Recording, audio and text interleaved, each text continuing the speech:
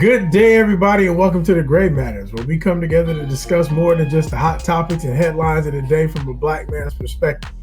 We appreciate that we are not a monolith and that every subject deserves to be explored with nuance, giving a view from all sides of the culture. So we're here to hopefully bring that to you every week with a little bit of class, some fun. Our panel consists of three guys that are absolutely nothing alike. And if you haven't figured it out already, you will soon come to find out just how much we love each other in spite of our sometimes very big differences. I'm Billy Craig, joining you today from sunny Delaware. They say that you can choose your friends, but you cannot choose your family. I say that you can do both. And so today, as always, I'm joined by my brothers, none other than Tito in Nashville, and of course, Jermaine, who is joining us from Portland. And today we have a special guest. Our baby sister, Janet, decided to join us all the way from Washington, D.C. And that is Rachel. Rachel, if you're nasty. How you doing? Hello. I'm good. How you guys doing? Hey, well. Can't complain.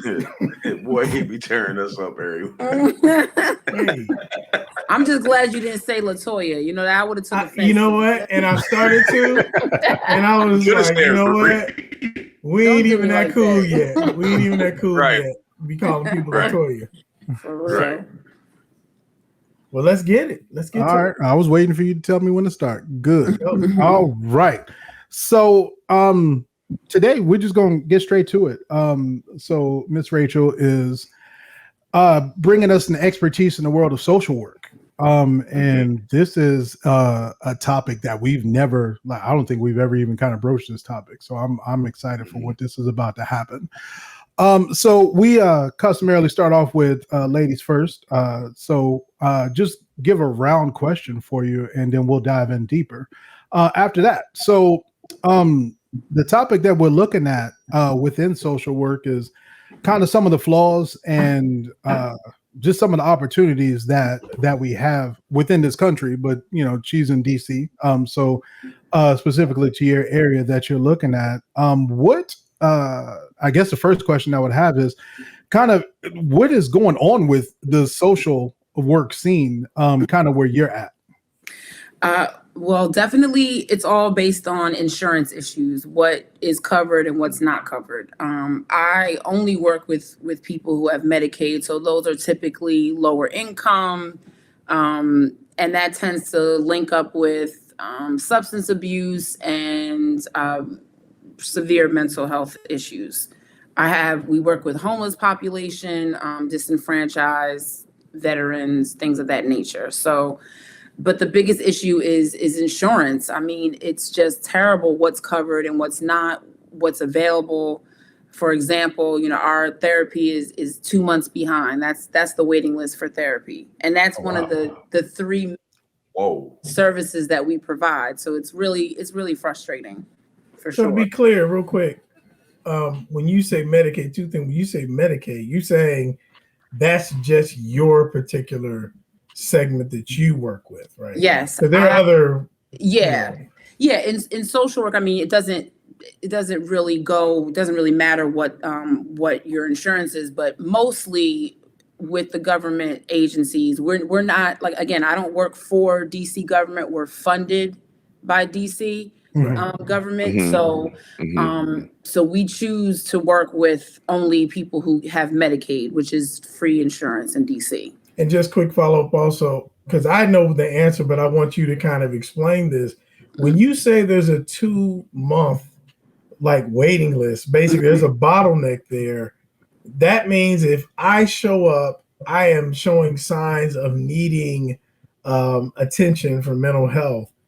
Then what you're saying is, in order for me to get a therapist, I've actually got to wait 2 months before I can even be screened. So you can be screened. You can have your intake and all those things done with us. We'll, you know, set you up with a psychiatrist and things of that nature. But once it gets down to your actual therapy appointment, I mean, that's almost considered to be a luxury. And so there are very few, right? crazy? There are very few therapists who are willing to be paid through Medicaid because the pay is so low and the work volume is so high. So that's really what's at the core of why. So we have difficulty keeping therapists. We have a big turnover for therapists. I mean, they'll be there for 6 months, they leave. And it's unfortunate because the consumers are building relationships with these people. They're building a trust. Yep. And to just be abruptly taken out of that and having to, I mean, that's a whole nother issue on top of having to wait initially. But like you're saying, if you come in and you're showing visible signs, you're in crisis, maybe you're connected to us because you had a whole episode and CPAP had to come out, things like that. We would just say, well, go to the emergency room, or, you know, so that's really our go-to for those things. It's unfortunate and it puts us in a tough position, but there's nothing I can really do except go with the flow, you know. That's it. Or try to be a therapist myself, you know, to the best of my ability within the parameters of my job.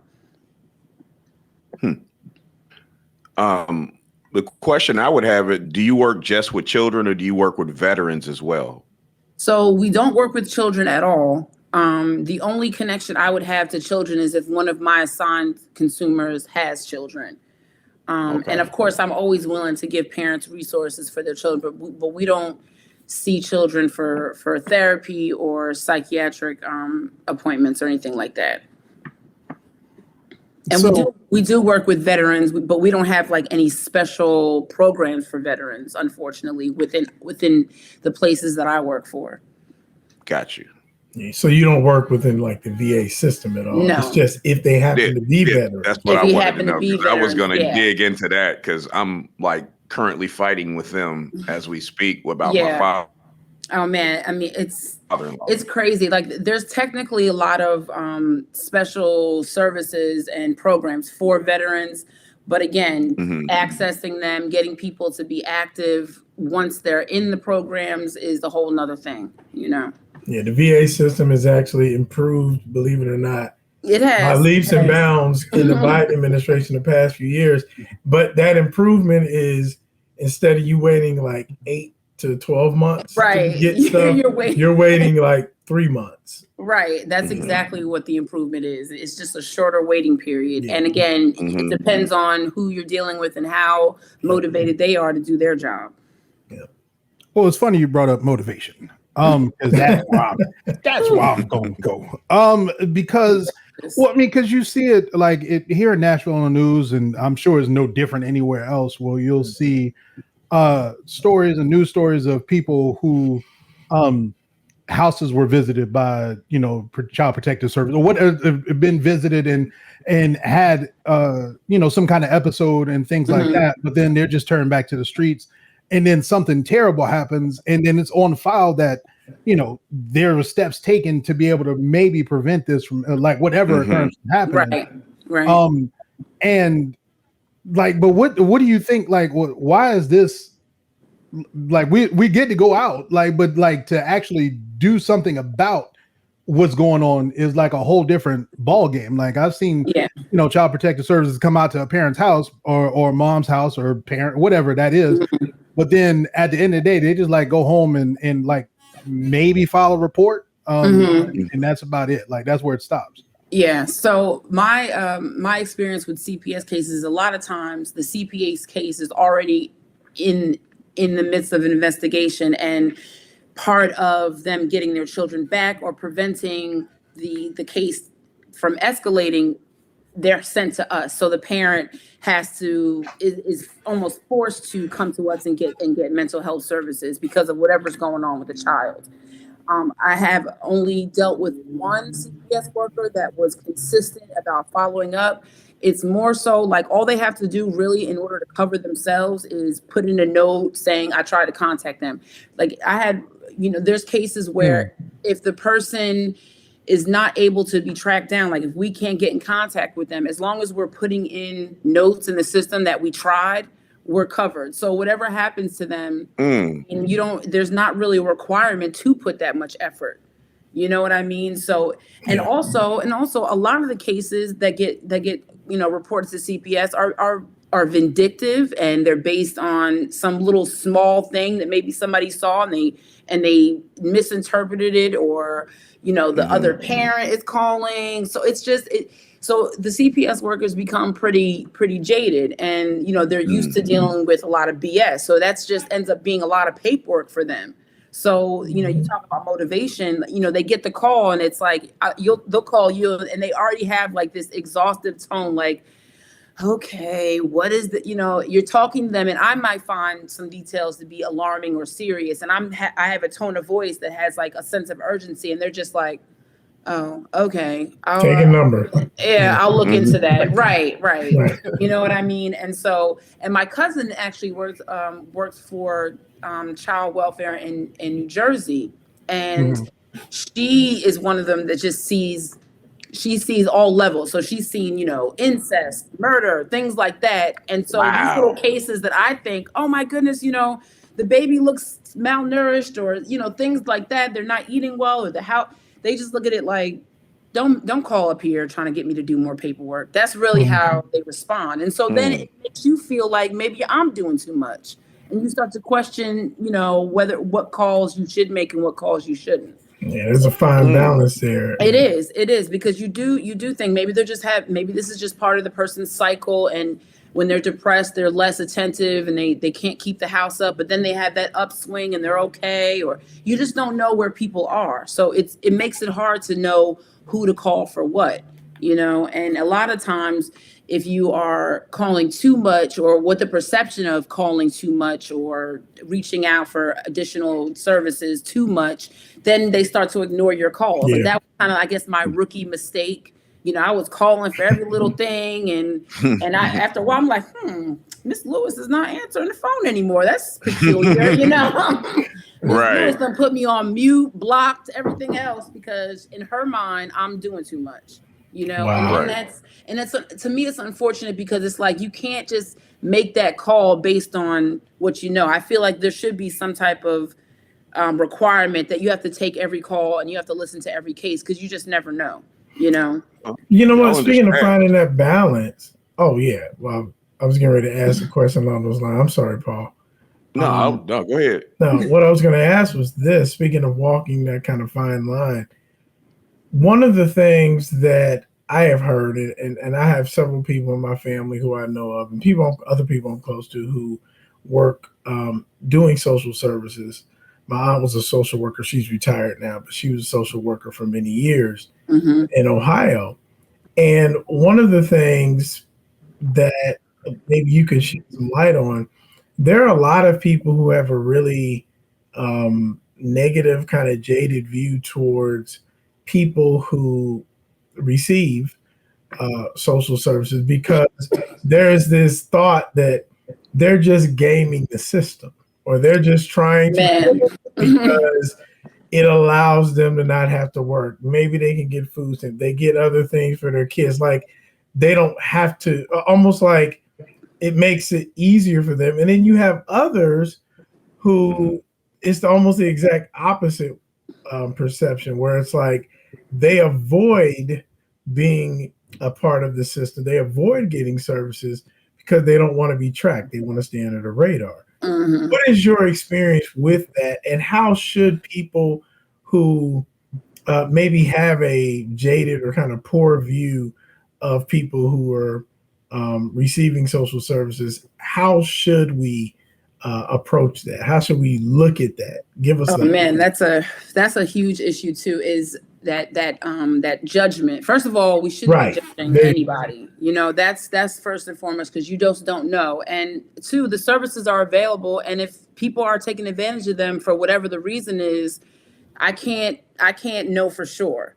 I go based on the motivation that the person has, and I don't want to use the word humility, but I guess the respect that they show me for what I'm trying to help them with. I have definitely dealt with people who have a clear sense of entitlement, and they get pushy and kind of rude, and they definitely feel like, entitled. Right, entitled. Is that going to stop me from helping them? No, it's not going to stop me from helping them. But then it's also, what are you doing with it? If you are, like, I've also been payees for people, for their Social Security. Some they may be, again, disenfranchised. They don't have family. They've been in foster care. So I'll actually be their payee, and I'm watching their spending habits. And it's like, why are you broke around the same time every month? And so you just have to go by. I always tell people, I'm going to help you as much as you're willing to help yourself. If you're calling me every time you got to fill out a piece of paper with the expectation that I'm going to do it for you, my belief in you as what your motivation starts to go down a little bit, right? Because what were you doing before you met me? You were figuring it out. If you're asking me and calling me for something every time you need something, or you always have a story, I'm gonna start to think that maybe you're not really self-motivated. But again, none of those things are going to stop me from helping, doing my job, certainly. But you do start to have your favorites and people that you feel are more, I don't want to say deserving. I actually wrote a paper about this, because there's a whole philosophy behind who deserves these social services. Yeah. And it is hard to prioritize sometimes, It's treated almost like it's merit based, not needs based. And that's the thing. It shouldn't be. It shouldn't be the social worker or the person that makes the determination. It shouldn't be they shouldn't be making the decision based on what they think the person is doing or what they think the person's motivation is. I mean, you have some people that have generations of people who have been on public assistance. That's all they know. So they're coming at you like, I want my Section 8. I want this, I want that. And they're entitled to it if they're eligible for it. I mean, I have some people that I believe don't want to work. But at the same time, those people are not going to have the motivation to go through the jump through all the hoops that they make you jump through to get that free life, So it's like, if you're not willing to go, they've made it a lot harder to get SSI for mental disorders. It's not as easy as it used to be. They make you go through a lot you have to see a lot of doctors. You have to show and prove that you're getting help and it's ongoing, that you're getting medication, things like that. So the system itself has kind of tailored itself to the new conditions. And I guess the way that they feel there's a lot of fraud and things like that. So they definitely made it harder. And again, the people that really want it or claim they really need it, they're going to have to show that they want it. They're going to have to go down to the office physically and stand in line and be there all day and deal with that BS, be on the phone or fill out all these paperwork. I mean, first of all, you can't even qualify for any of those programs without a picture ID, a social security card, your birth certificate, and proof of income. Though you will be shocked and surprised how many people do not have all four of those documents. And how many people I've never been able to get any further because they don't even have the motivation to get those documents. Get mad at you for asking for it. Get frustrated. Yes, my friend got this, and I'm like, I bet you your friend had all four of those documents, because there's no way we can even start the process without those four documents. So they really have changed it in a way so that, okay, if you really need these things, how far are you willing to go to get it? Because we know addicts who they are the most creative people in the world. When they want to get those drugs, they will find a way to get them. So my thing is, use that same motivation you used when you were smoking crack to go out there and get your ID. That's how I look at it. And I try not to cut cards with the consumers, because I don't want them to think that I'm soft, silly, yellow, whatever you want to call it. And that they think they can get over and BS me. You do kind of have to get tough, with certain people. But again, it's not going to stop me from doing my job. And I'm certainly not going to judge them. I'm just going to go off of how they act towards what they supposedly need. If you need it, then you should have no problem doing what you have to do to get it. Rachel show up like, sir, I know that you're doing crack. I just want your ID. It's a perfect segue to kind of my question. It's kind of like a 2, maybe 3-part question. All right. Okay. So you talk about how you're viewed, right? Because you're a woman and your skin tone, and then facts. That's part of it. And then you have mental health for yourself, right? Like, you have a whole husband, you have a whole family, that you have to care for. How do you compartmentalize your own mental health as far as when do you get a break mentally, keeping your emotionally? So very simple. Do not disturb. Like my phone goes on DND promptly at 5 p.m. every day. I mean, I'm getting text messages even now because it's not technically 5 o'clock yet. But once that phone, and weekends are all. I used to work weekends. I mean, I still technically do. I put myself on the on call like almost 2 years ago. They never called me until last week. So Oh wow. But yeah, so I'll probably take myself off that list because Saturday was right. Billy was on call the other night. But yeah, so the Lord called him. Man, it would be like it's time to clock in. Bro. Yeah, you gotta cut it off. Got to cut it off because you need downtime, especially because I'm working mostly from home. So I don't. I have an office, but because I'm trying to watch the baby too, I'm usually out here in the living room. So she's walking around. I can't really be in that setting, and I can close the office door. Yeah. So and I can go in from one place to another. So I just turn the phone off at 5 p.m. And also, again, I don't overexert myself. I match people's efforts. Like if I say, hey, I need you to get this and that done by this time, or this application can't go through. If they don't do it, I'm not going to be stressing, running up behind them about that. Even though I know a week right before the day or the day of, they're going to be calling me, and I'm like, I stopped doing that. I stopped running up behind people and reminding them to do things for themselves. That's not technically my job. That was me. That was in our last because episode. I care. Accountability. Yeah. Let me ask you a question though, and this is kind of broad, I guess, but and I really don't even know how you would even start this answer, but has it, because you've been doing this for, I think you said what, 4 or 5 years, something like, you've been doing it for a little while. Yeah, you're not new.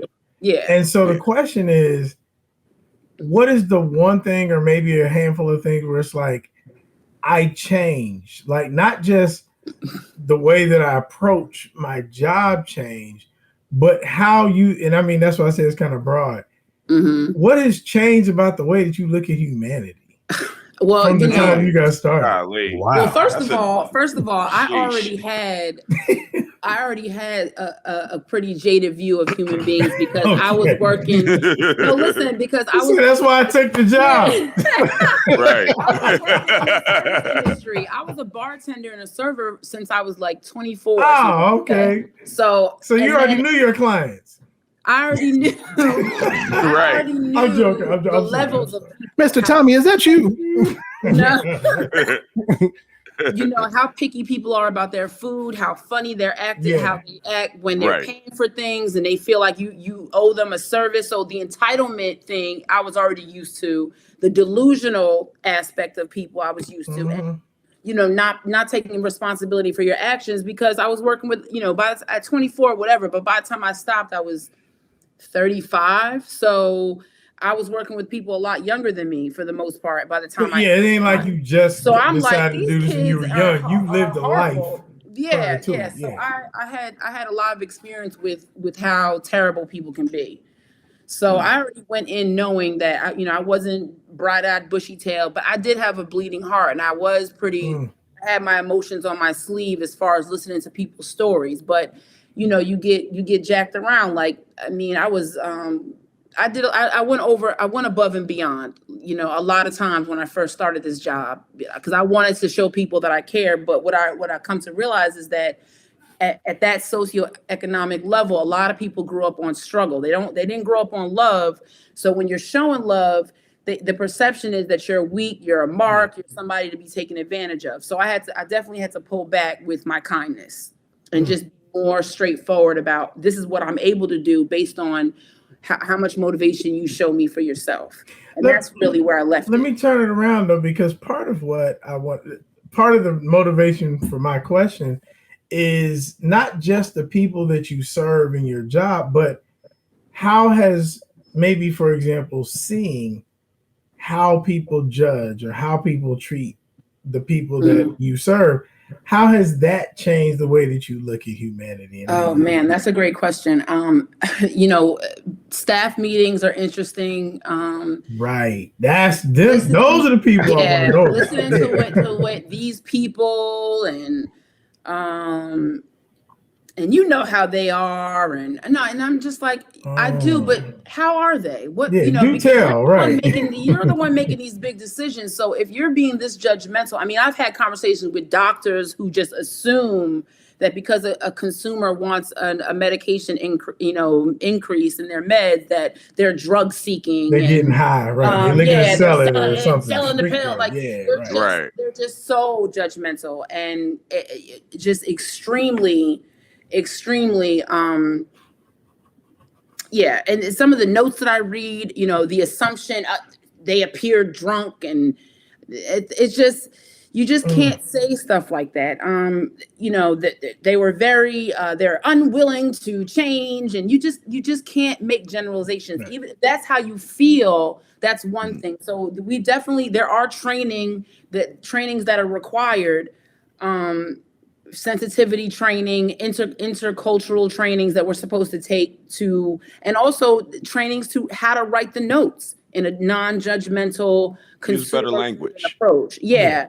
You have to use different language. I mean, if you're dealing with someone who's combative and you feel that there's no hope for them, you can't write in the note where they just resistant to treatment. It's more complicated than that. But I kind of ran into that with my children, where my wife had to actually go down to school, and it was about my actual oldest child. And the teacher wrote down that he was aggressive, and my wife was like, "Don't take that out of his file." Right. That is such a damning piece of language. I mean, honestly, it really is. And I also tell people, like there's a particular question on one of our intake forms.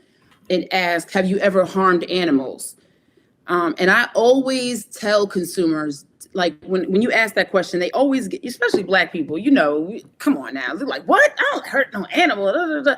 So I always skip that question because I feel like that's such a judgmental question. Like, have you ever harmed animals? It's like, are you trying to find like some kind of sociopathic or psychopathic tendency? But you can't just base it on that when there's no other questions to support that. If that's what you're looking for, you need to be asking specific questions about that, not that just that one question and then skip over to substance abuse. Like it just, so I leave that question out because I feel that is giving off the wrong vibe. Like that's that word aggressive. You say aggressive, you don't know if that person was having a bad day that day. Yeah.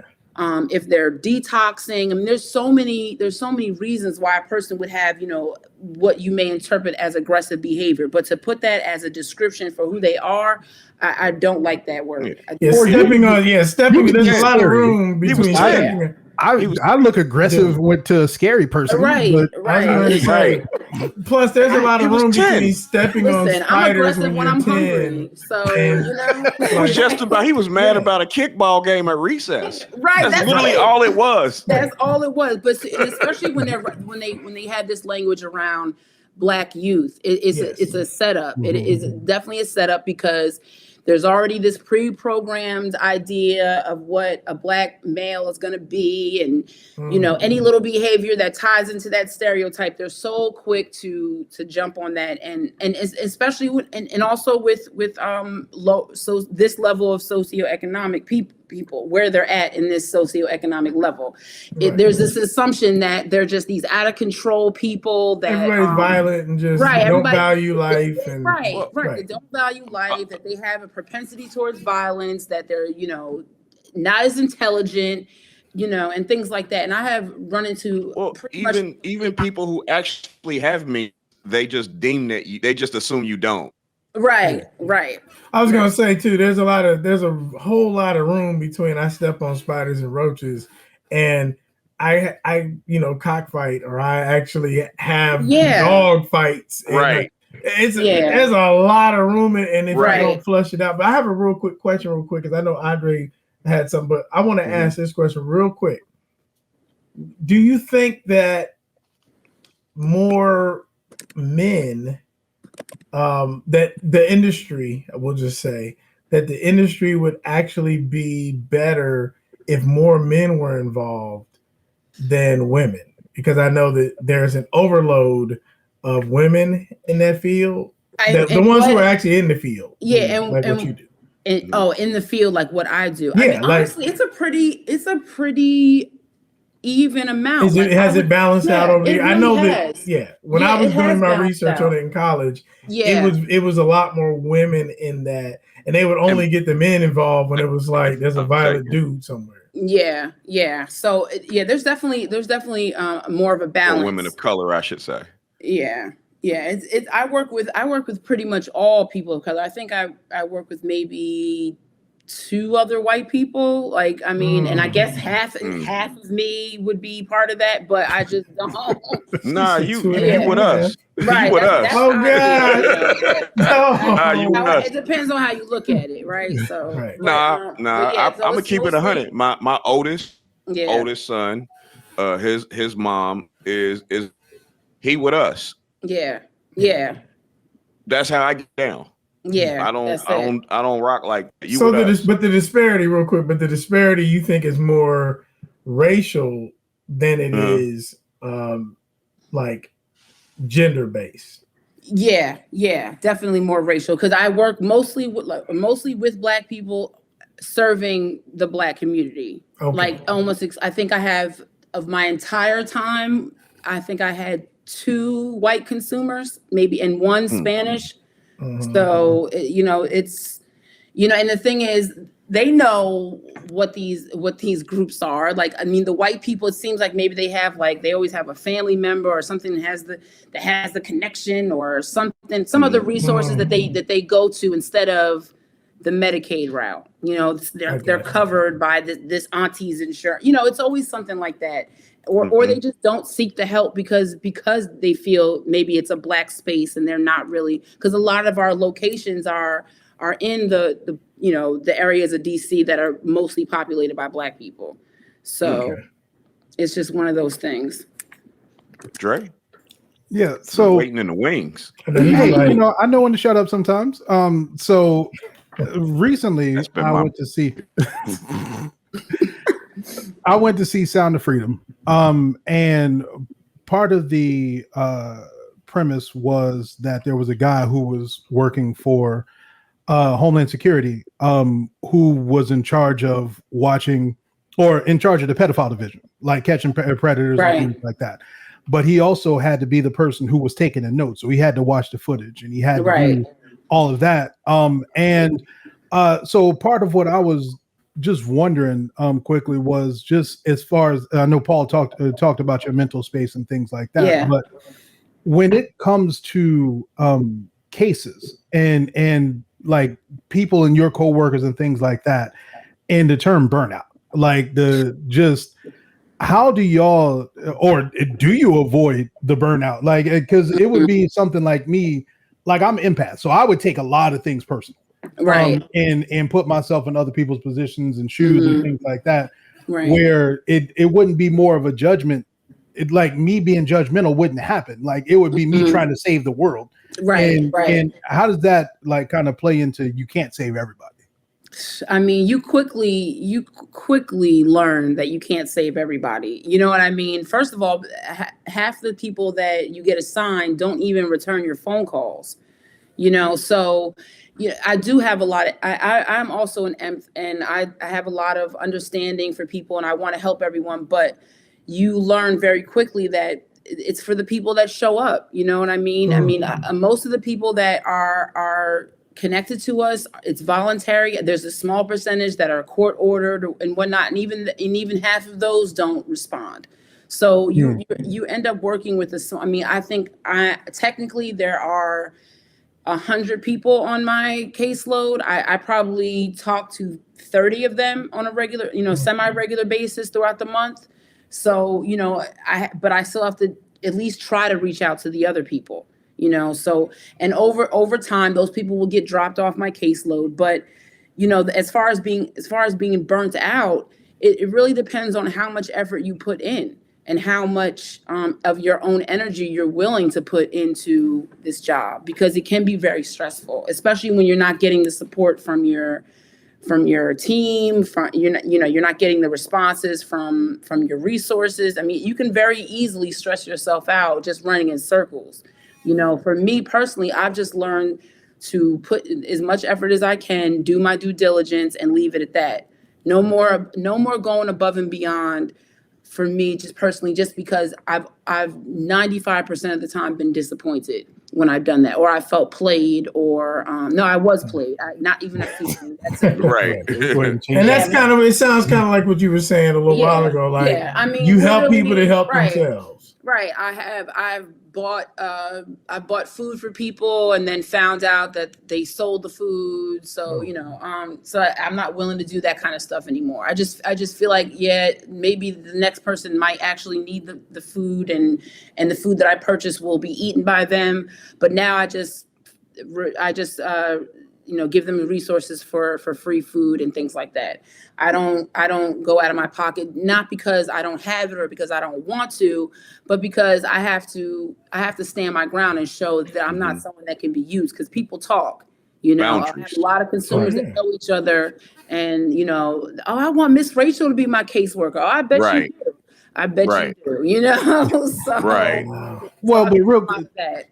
But quick, like, because and just for clarification on, like, to the listeners, like, burnout can be a few different situations. One could be like you, where a lot of people think burnout like I'm about to quit this job, but there's also the level of burnout where you just take the check, like you don't do anything and check out. You check in and check out. Check in and check out. That is the people I work with and for sure. The higher, I mean, they just get gotten to a level where it's like they do the absolute bare minimum, and that's it. But they don't plan on leaving the job, and that's the part that I guess I understand it to a certain degree. If you don't have any qualifications and you've been at this job for so long, where do you go? You don't quit, But my thing is, how miserable are you? How miserable are you to the point where it's motivating you to leave that industry? Because for me, I was miserable working as a bartender.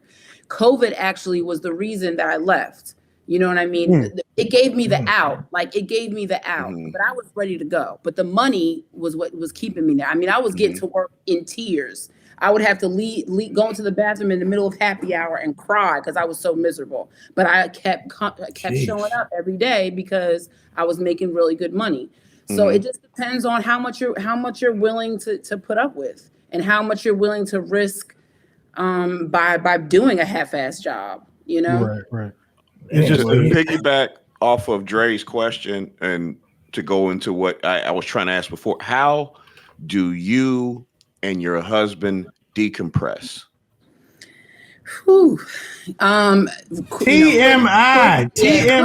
brother. No, I'm not talking. No. No, pause. I mean, no, first of all, we don't talk about work. That's the number. Okay, right. We do not talk about work. That's what I want to know. Yeah, I know what you meant.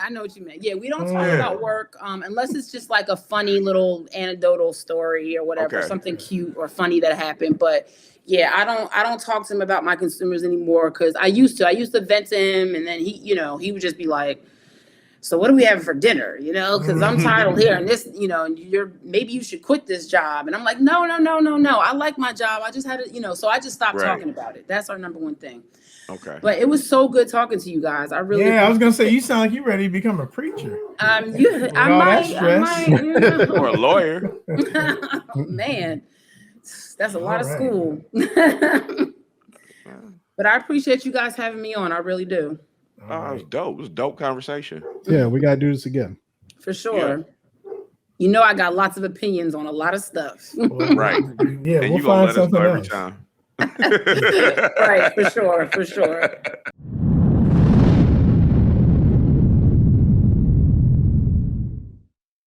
So that sound you heard, as you already know, for those who are listening, we want to say thank you for listening on our streaming platforms. But that sound that you heard means that it is time for the APB, and who I'm looking for, who I got my bulletin out for, even though I'm encouraged to hear what Rachel said about the status of actual field workers in social services, I'm looking for men, even though that may be her case there in DC. It's a field much like what you find in education, much like what you find in hospitals and healthcare.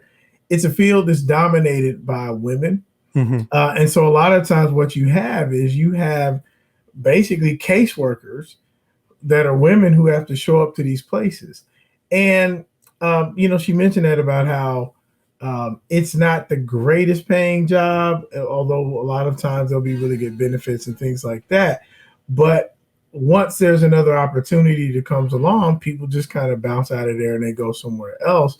I'm all for upward mobility and getting your money and everything, but I just want to encourage more men to be involved and get into the hands in the dirt social work, being involved, because as much as we talk about schools and how schools need more Black male teachers, they need more men who are actually working in those places.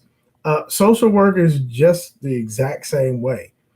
It would go a long way to have more men who were involved, because it's important for people to know that the people who are advocating for them, the people who they're actually going to, who's petitioning, who's on their side, it's important that they see that men actually care about making sure that you get the services that you need as well, as opposed to just being on the other end of it, where it's just like, I need something from me. It's not, and I'll just say this, not to be too high and mighty about it, but it's very honorable. And I appreciate what people like Rachel do. My aunt, she's retired. I mentioned that. I really respect people. We appreciate you too, Rev. What's that? We appreciate you too. Oh, yeah. But and here's the point. In ministry, a lot of my time is spent coordinating, working with people who are actually dealing with social services. I'm not no mega preacher. I'm not out here flying around on private jets and doing, big conferences and stuff. I'm actually one of those guys. They know me in the hood in a lot of these places because I'm that person that tends to be that buffer. And again, representation always matters. And so it's important that men make sure that we are represented and making sure that we care about social services getting out to people. So that's my APB. I'm looking for men to show up, especially even like what Rachel said. She didn't just get out of school and decide, I'm going to go in. She worked other jobs and did a lot of things she didn't get into until she was in her 30s.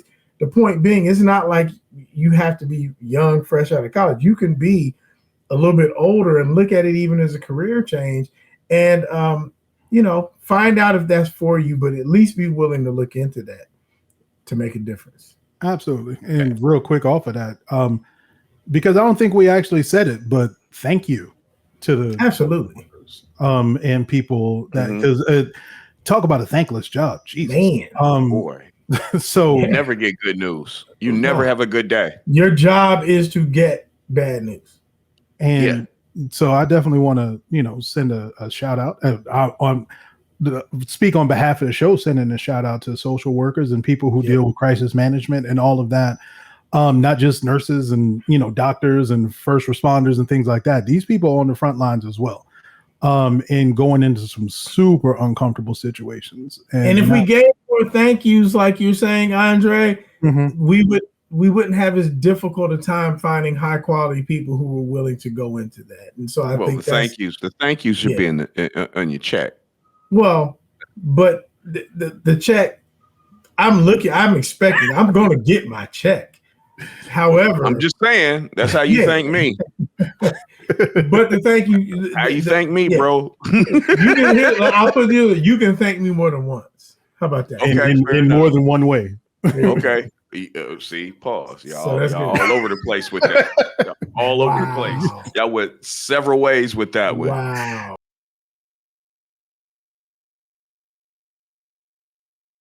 All right, that's a wrap. Once again, we want to thank you for joining us here at The Gray Matters. As always, we appreciate you for joining us. Continue to follow us on all of our streaming platforms, or join us by way of YouTube if you want to take a look at us, especially this one right here. Leave comments, questions, show topics, anything you want to ask us about, even. anything, you can insult Paul. Okay, he's got thick skin, but we're here for it. Whatever it is, we just want to hear back from you. So you please interact. Insult him anyway. So with that, thank you once again. We hope to see you again next time as we bring you more fresh takes and conversations that you can't find anywhere else. So be safe out there, be kind, and be blessed. Thank you, Rachel. Peace. Thanks, Rachel. Peace. So a preacher, a stay-at-home dad, and a rapper walk into a bar. I am my ancestors back from the grave, no longer a slave, beat to the gods, kneel, pray, surviving my day. A threat to society, cause Malcolm showed me the way. I'm young, black, intelligent. Oh, now they afraid. It's too late, I am the king, I am the spark to the brain. I am the light that fought the dark and now you're seeing the rain. I am the thing they spent their whole life killing. To find out, I am the rose that grew from under their building. This ain't for life, this is the fight so you can open your mind. Peel the scab back, reveal the blood and see what we'll find. I promise. Like LeBron, I am just one of a kind. No longer will I accept the blind, leading the blind. Keep it a buck, say what I want, not giving a screaming after word I park until the day my heart stops. And when I do, remember when I take my last breath, just remind the tape and witness all the knowledge I left the grave. So I said, a preacher, a stay-at-home dad, and a rapper walk into a bar. The gray matters.